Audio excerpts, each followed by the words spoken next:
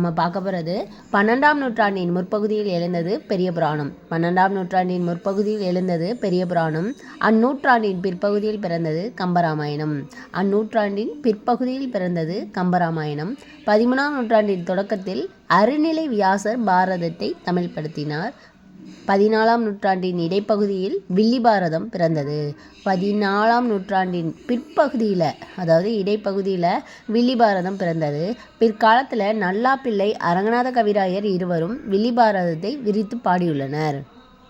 அதுக்கடுத்து தமிழ் காப்பிய பாங்கு நிறைந்து சிறந்து வளர்ந்து முதிர்ந்த கனிந்த கனிந்த காப்பிய நலமெல்லாம் ஒருங்கே உருக்கொண்ட காப்பியம். காப்பிய அமைப்பு தமிழ் காப்பிய பாங்கு நிறைந்து சிறந்து வளர்ந்து முதிர்ந்து கனிந்த காப்பிய நலமெல்லாம் ஒருங்கே உருக்கொண்ட காப்பியம் அப்படிங்கிறது எது அப்படின்னா கம்பராமாயணமே என்பது உணரலாம். கம்பர் தமக்கு முன் தோன்றிய காப்பிய அமைதியும் அழகும் கண்டுணர்ந்து கூட்டி குலைத்து பாடியுள்ளார். இது ராமகதையை அப்படின்னு சொல்லி பாடியிருக்காங்க. இது முக்கியமான கொஸ்டின் தான்.